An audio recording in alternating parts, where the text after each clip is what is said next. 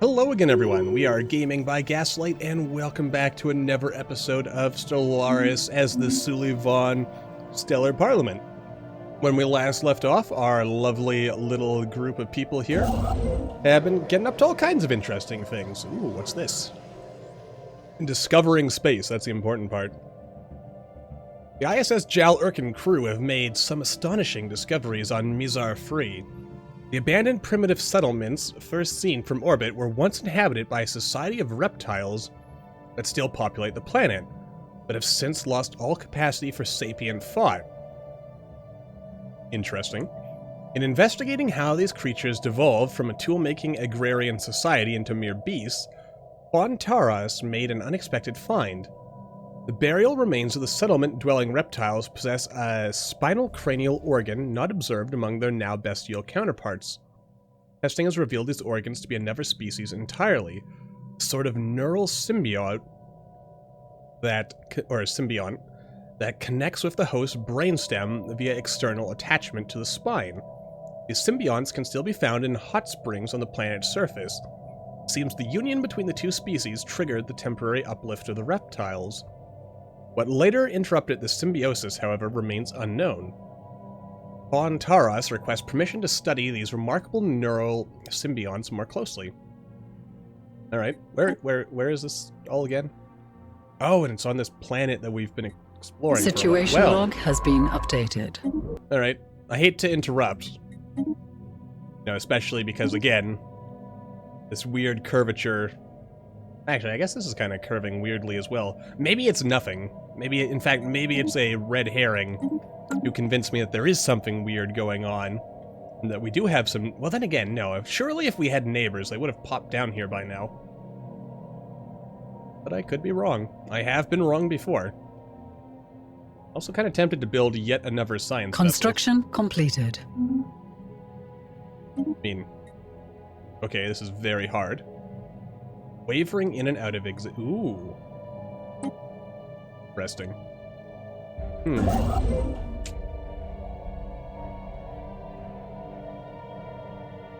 Is tempting.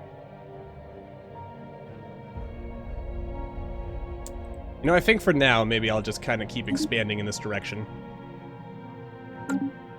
The special project has concluded. Okay, something interesting or horrifying is about to happen here.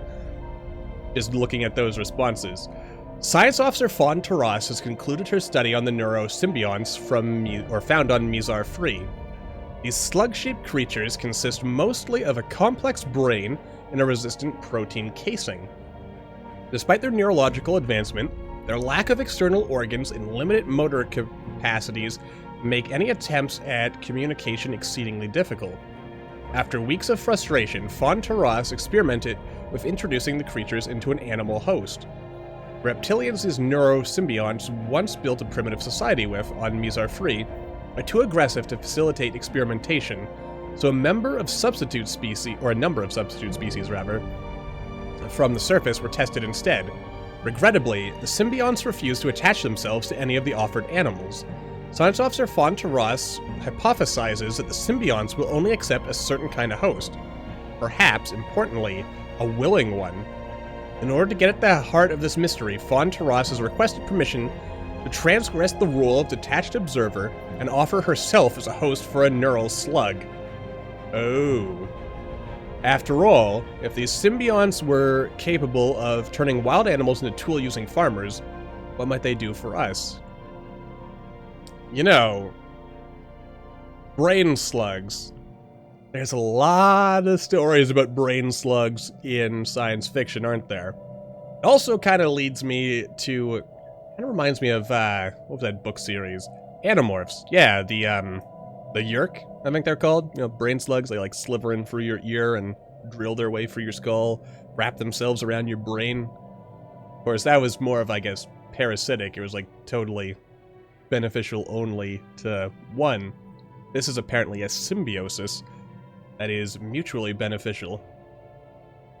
Then again, do I really want to risk having brain slugs take... You know what? It's for science, damn it. Let's do it. You know, you just gotta throw science at the wall and see what sticks. I am totally gonna regret that.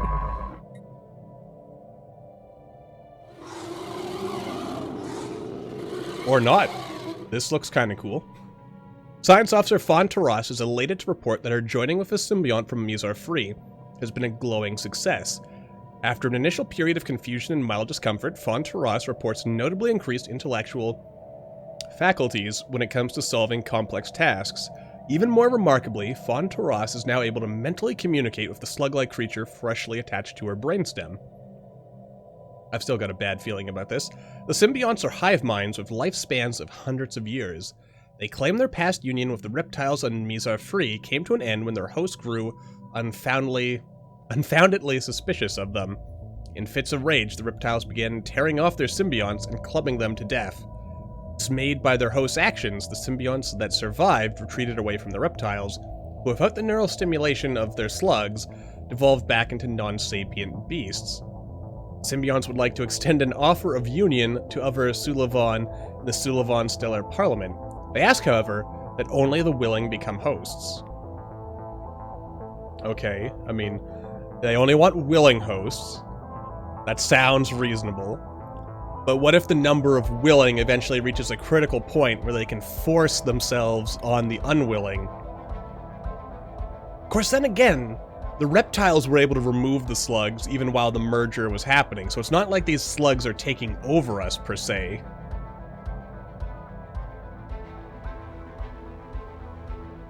I'm kind of concerned this is going to, like, turn my species into a hive mind, which may or may not make it harder to form federations later and have migration treaties and other cool stuff like that.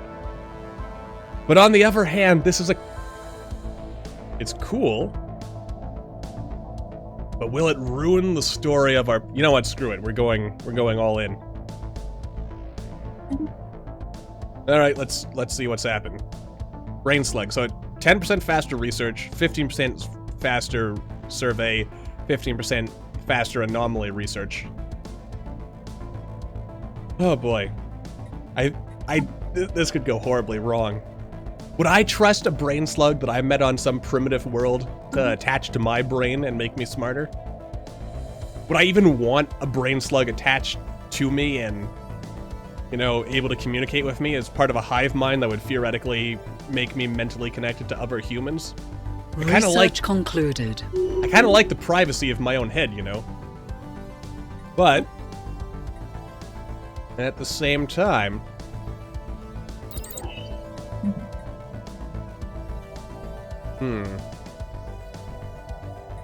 you know, it's one of those things. I also might as well go with a little bit of food. For now. And also... Wait, these things were living on an Arctic world with reptiles? Cool, cool. Alright, let's have the brain slugs. They'll become the dominant species at this point. Actually, how is the species divide System here? survey concluded. This is going to be interesting. Construction completed. Oh. Kinda missed that. Alright, that's gonna mess things up a little bit. How are you doing? I feel like we're growing really slowly, but then again, it's because this latest patch has removed just about all pop growth stuff. Because apparently, I'm also on the, I mean, we gotta... Oh, I can't actually build a starbase yet because I don't have enough resources. System survey concluded. Evasive maneuvers. Oh! What happened? Okay. Evading hostile fleet in Bruin Singularity. Where? Oh, here we are. Alright, how bad is it? Am I, like, gonna instantly die? Oh, it's just a cute little void cloud. Not that our people know that yet, but of course I do, having played this game before. Alright, news of alien ships humming through the ether have reached Kazan, or Kazan. Or Kazan, even, if you wish. Yeah, we'll call it Kazan. little apostrophe there. Though, who was it? Is it Ursula Le Guin? Who, oh, there was some offer. But then one of my English professors at one point, you know, is like, because of like the overuse of apostrophes and as a bit of a trope, that you'd put boink in there just to make it sound ridiculous. Personally, I think a good apostrophe is okay. Well, unless it's like one of those stupid apostrophes where it's like after the first letter. But then again, I have, in all my writing I've ever done, exactly one case of doing that. And I did it because I did it to expressly manipulate the pronunciation of how you pronounce the particular word, so that there would be extra emphasis on the very first letter. So I guess the point is, if you're gonna have, you know, little apostrophes in your words there, then it should be totally done for a purpose and not just to look cool. Like, in D&D, there's like a couple of examples of that where there's like really unnecessary apostrophes. And in other places, you know, your mileage may vary on all these things. But anyway, enough sidetrack. Yes, in many ways ending the first chapter in the book of the Sulivan Stellar Parliament's bid for a stellar empire. Yes. Alright. So we'll... I mean, I guess we might as well go out of our way to research them now. There we go. Research concluded. I mean, there's a lot of stuff we could do. We could blow them up. We could not blow them up. We've got a lot of miney stuff.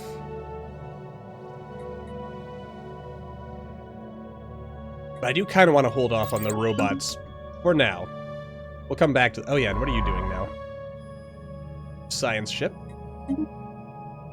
I guess, well, I mean, it's nice. That's not going anywhere for a while.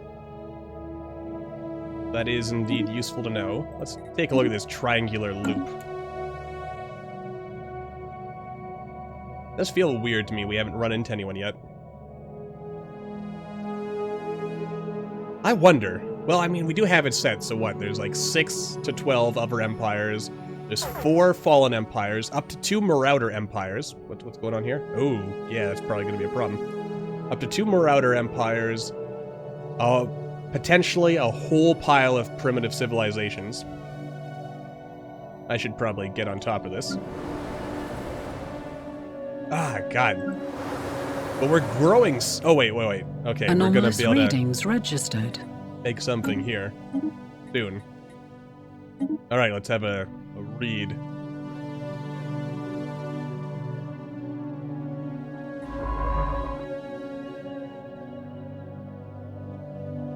I want to put you on Auto Explorer after this, The special by the way. project has concluded. Alright.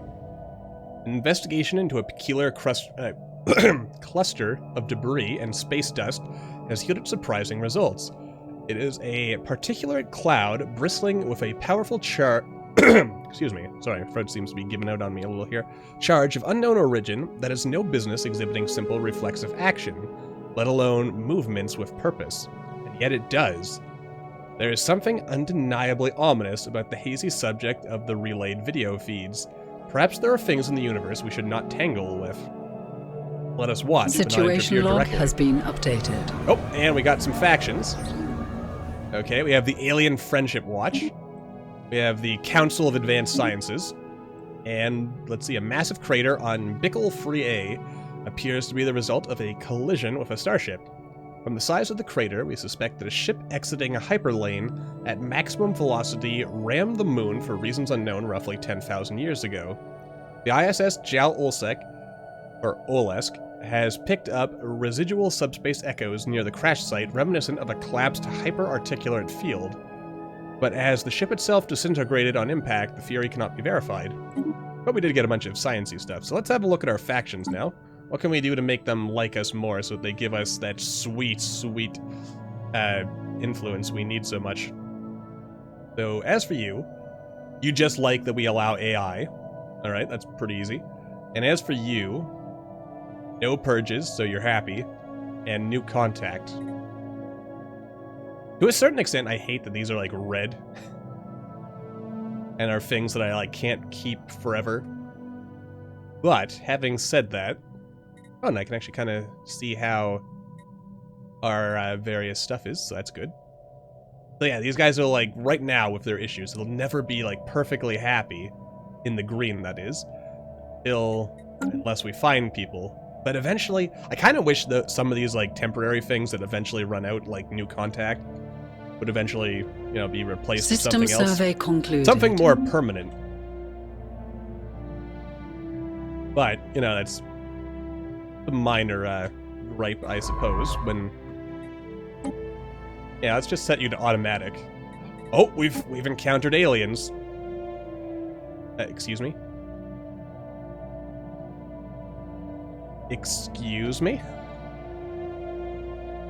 What the heck is the Ausia system? Alright, I gotta... Where's my search button? I know of no such system. Oh, you're just locked up there, are you?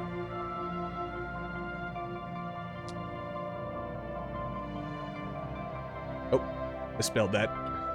Yeah, I don't even know what this system is. Who are you people? I'm assuming that's gotta be like a curator faction System or something. survey concluded. Maybe.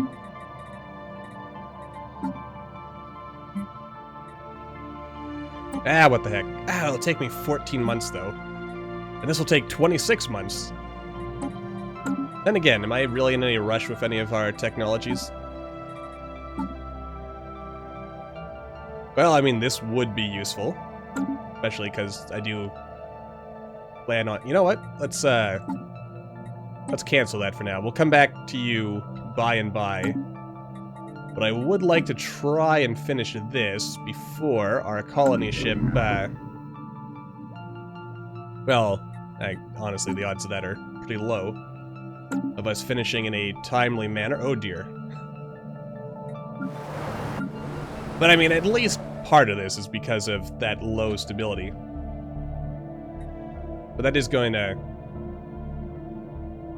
Oh, that's gotta be... That many days, that's like over 20 years, isn't it? But that's gonna exist for a while. But no doubt once that runs out, I'm sure exciting stuff's gonna happen. There, I'll buy a couple of those. Buy us some time. Not like I'm doing anything with all this energy anyway. Oh wait, you're the alien vessel. Oh, never mind. We're making first contact. Contact. Okay, now we've got the Democratic Reform Watch. I should probably check out that. System survey concluded. You know, I'm not sure what, Oh, and here's Ausia.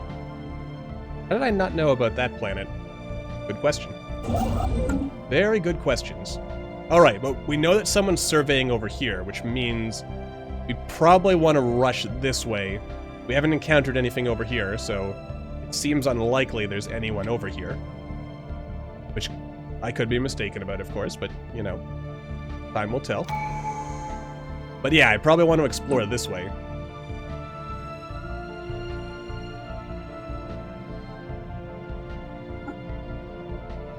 Actually, hang on. What is our level cap? It's 6, so you know what?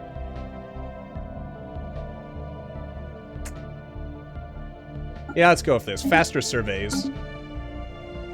It feels right, you know? Construction completed. Alright, so you're done. So again, we want to continue expanding this way. I mean, I guess we're also... Yeah, we're kind of getting into another arm. Has begun. System survey concluded. Okay, that is all well and good. System survey concluded. Okay, we've made contact with the Kenjodan Monopoly. They appear to have successfully translated our language. Diplomatic channels are now open, and all hostilities between us have ceased for the moment. Alright. They're ruthless capitalists. They're a criminal... Oh, baby. A criminal syndicate.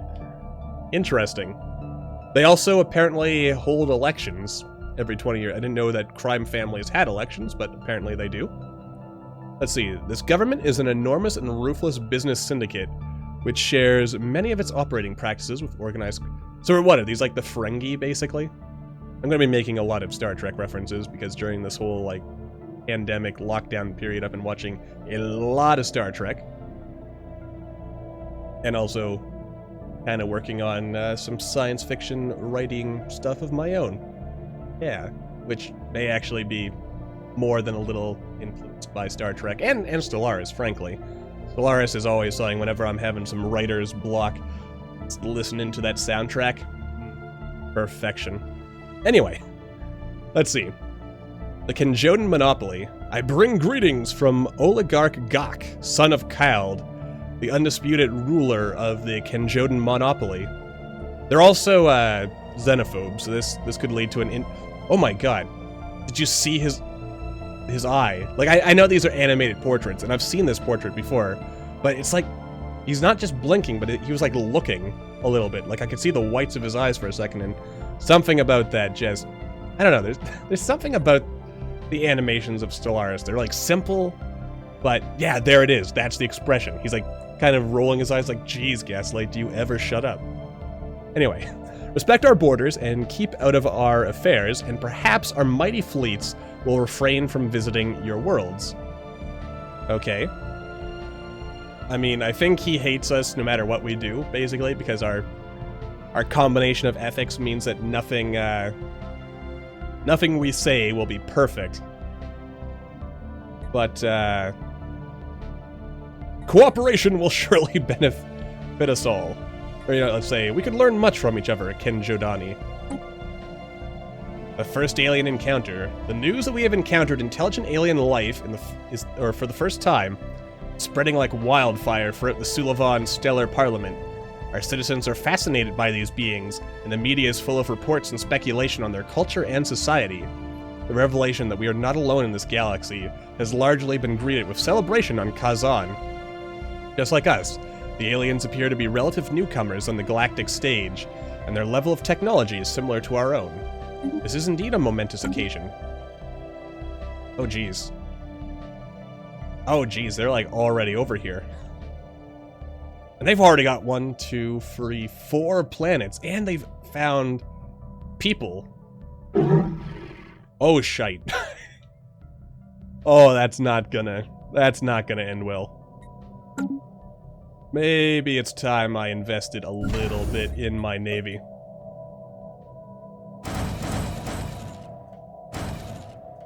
This will just let me keep building until I go well over my cap, I think, so...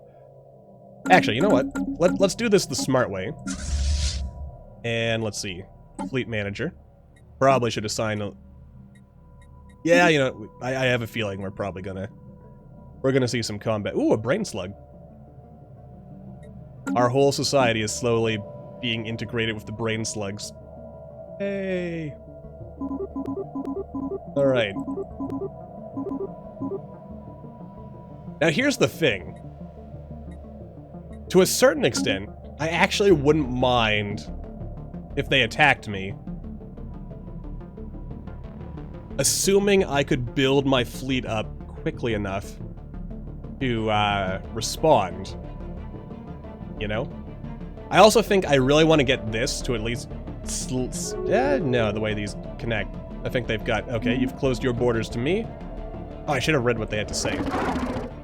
Has nothing to offer us. Alright, I'm going to... I could always declare a rival on them. I'm going to close my borders. And... requires terrible relations. Alright, I'm not going to go out of my way. I'm actually going to set you to automatic exploration as well. And we'll kind of... yeah, we'll kind of see where we end up going with this. Gosh, we're taking forever to expand, aren't we? I hope not everyone we meet is going to be as unfriendly. Anomalous readings registered. Alright. Ooh, we found a primitive civilization! We've done it! Let's see. Presence of a primitive alien proto-civilization in the Sasharum system on Sasharum 4. Our probes show that their Neolithic culture has mastered fire and developed a rudimentary spoken language, but we have yet to see any evidence of metallurgy or written communications. So they are a Stone Age society? That's what I'm seeing here, am I not? Primitive world. Same difference. Ah, these guys have all the luck, getting all that extra sweet society research from being close to these guys. Alright, well, I better... Actually, if I take this system, I would cut them off from... Well, it depends on how all this is set up. So Construction completed. We're gonna want to make our way down there. Magnetic field of Azeroth 4A experienced a complete reversal while it was being observed by the ISS Jalurkin. This rare event has interchanged the positions of the moon's magnetic poles. Ooh, I remember reading this has happened on Earth at least once, and it may happen again. At some point. Which, I don't think it would be, like, completely disastrous, but it would probably mess up all of our navigation systems. And anything that's tied into, you know, relying on our poles being the way they are now. Anyway, fortunately, it was all recorded by the sensors of our ship, providing our scientists with a lot of valuable data. And the phased planet. Our newly acquired planet, Chorus 4, in the Chorus system exhibits some incredible properties, occluded by a strange envelope of what can only be described as psionic energy. Or are we going to be materialists with psionic powers as well? Oh, this is the best run ever. Anyway, Chorus 4 possesses a hitherto thought impossible number of superimposed quantum states per unit of space. Every 3 months, the number of states reaches a critical level, and Chorus 4 experiences a complete dimensional phase shift. Its particle fields rotating out of one dimension and into another. This rotation phases a shrouded world from another dimension into ours, only to phase back a Gaia world at the end of the next period. If we wish to inhabit the glittering Gaia world, we will have to devise a method of preventing Chorus 4 from shifting back into Shrouded World every 3 months. Then let us find a way to phase lock the planet. Situation log has been updated. So awesome! Again, like I said, I just really love this early game phase of Stellaris. It is... mwah, perfection. Anyway, let's have a look at this Shrouded World while we're sitting here. 50. And it's an early game Gaia world, man. That is so awesome. Anyway, it's also time to wrap this episode up again. So while I'm just getting all excited about all this, you know, science fiction stuff we have going on over here, let's not forget that we don't want these episodes to go on too long. So until the next time, thank you all for watching. I hope you all enjoyed. Don't forget to hit that like button, or maybe leave me a comment down below. Where the heck are you going? Let me know what you're thinking, and I will see all you in the next video.